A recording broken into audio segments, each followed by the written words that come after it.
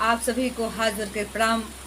मैं जया भारत जिला संत कबीर नगर से भारतीय क्रांति पार्टी की राष्ट्रीय अध्यक्ष आप लोगों से ये कहना चाहती हूँ कि जुर्म के खिलाफ और जहाँ गलती हो, जहाँ पर समाज और राष्ट्र के प्रति अन्याय हो, वहाँ पर बोलना बहुत ज़रूरी है। आप ये सोचोगे हम नहीं बोलेंगे, हम बचे रहेंगे, तो एक बात मैं कहना चाहती हूँ, आप बच भी नहीं सकते हो और इतिहास के पन्ने में आप माफ़ी भी नहीं पाओगे। जब जब जुर्म हो तो जुर्म के खिलाफ बोलना आपका फ़र्ज होता है, क्योंकि जो बोलेगा वो आज मरेगा, जो नहीं बोलेगा वो भी कल मरेगा।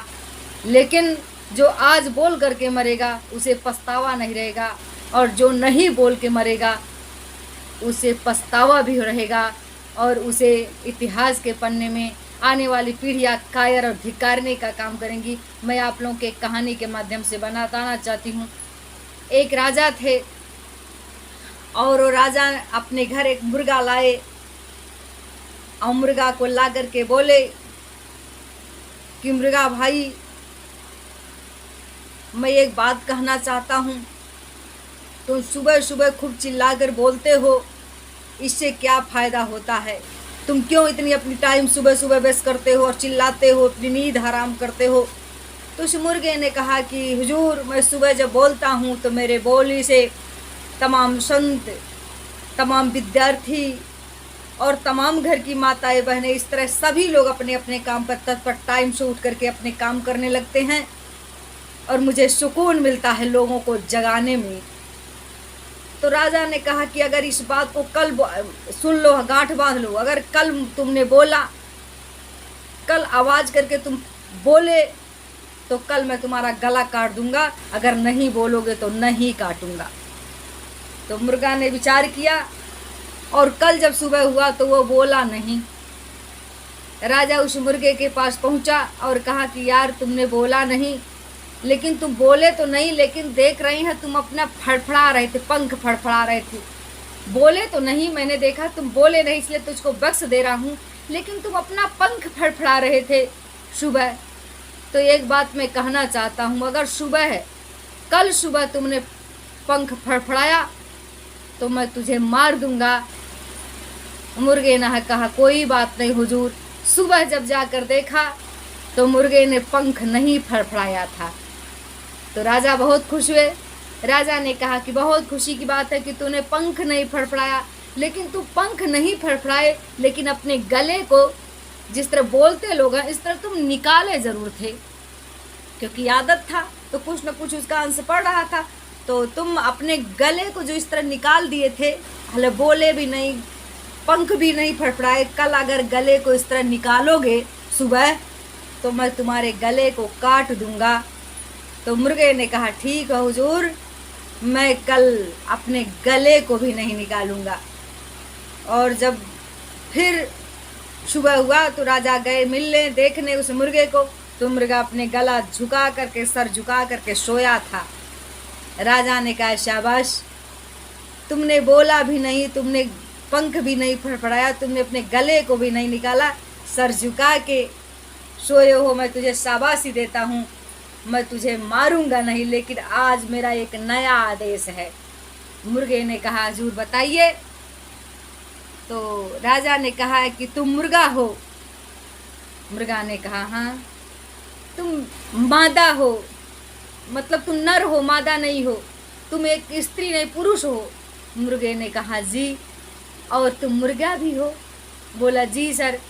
तो कहा लेकिन तुझको अब अंडा देना पड़ेगा। जिस तरह हमने बोलना मना किया तुम मान गए, हमने गला झुकाने को कहा तुम मान गए, पंख फड़फड़ाने से मना किए मान गए, उसी तरह से अब मेरी एक आज्ञा और मानना है कि तुझे अब रोज़ अंडा देना पड़ेगा।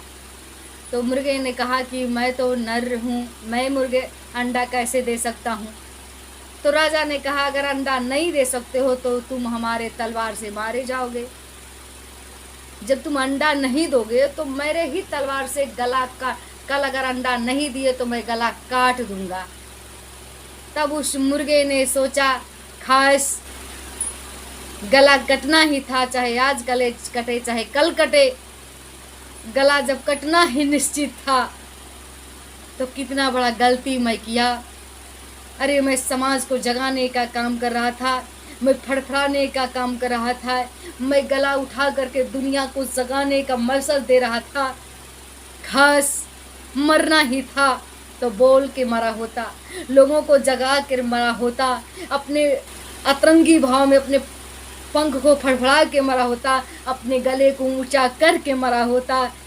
यार जब मौत ही आएगी तो मैंने सच्चाई के खिलाफ बोला भी नहीं, लोगों को जगाना भी नहीं दिया और गला भी झुका लिया। जब मरना ही था तो बोला क्यों नहीं।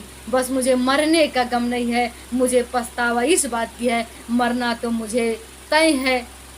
आज मरा, चाहे कल मरता, कल ही मर गया होता, लेकिन जब आज ही मरना है, कल की मौत से डर करके मैं आज के बोलना छोड़ दिया, फड़फड़ाना छोड़ दिया, लोगों को जगाना छोड़ दिया, सच्चाई के प्रति खड़ा होना छोड़ दिया और मौत फिर भी नहीं पीछा छोड़ा।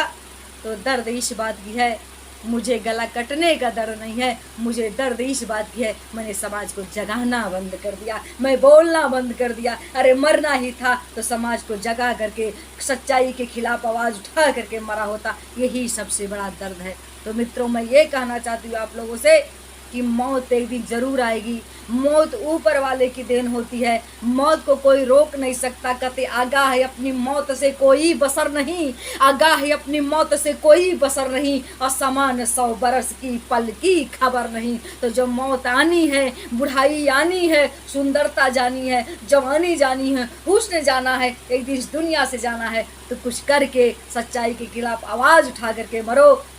ये कायरों की तरह मरने से क्या फ़ायदा। जिस तरह मुर्गा फिर पछता रहा है उसी तरह से हम लोगों को भी पछताना पड़ेगा। तो मैं यही कहना चाहती हूँ, आप लोग सच्चाई के खिलाफ बोलो और मरना तो आज है, मरो सच्चाई के लिए, चाहे कल मरो लेकिन मरना तो सत्य है। तो आप ही लोगों से विचार करिए कि कहाँ तक ये सत्य है, कहाँ तक गलत है जो मैंने कहा। बाकी मुझे कमेंट करके आप लोग बताइएगा, मेरे वीडियो को शेयर करिए, सब्सक्राइब करिए और मुझे बताइए कि जय भारत आपने जो बात कहा बिल्कुल सत्य कहा। तो मैं इसी तरह से मैं देश के सारे देशवासियों से कहना चाहती हूँ, अब सच्चाई के खिलाफ आवाज़ उठाइए। अभी सरकार बनी है, मैं विपक्ष के लोगों से भी कहना चाहती हूँ, आप प्रशासन के खिलाफ अगर देश के लिए प्रति कोई अन्याय करता तो आवाज़ उठाइए। सस्पेंड होना, पार्लियामेंट से निकाल देना, नौकरी से निकाल देना, ये तो आज नहीं कल होबे ही करेगा, लेकिन सच्चाई को आप दबने मत देना। और आप लोगों से मैं कहना चाहती हूँ, गांव पड़ोस अड़ोस में कहीं अन्याय हो रहा है, किसी के प्रति अन्याय हो रहा है, तो आप लोग अपनी आवाज़ को ज़रूर उठाइए, क्योंकि आवाज़ को अगर दबा देंगे तो आज आप पर हो, आज उस पर हो रहा, कल आप पर होगा। मुझे कमेंट करके बताइए कि हम लोग आपके बात से सहमत है कि नहीं। तब तक के लिए आप को सभी देशवासी प्रदेशवासियों को हाथ जोड़ करके मैं जय भारत प्रणाम करती हूँ।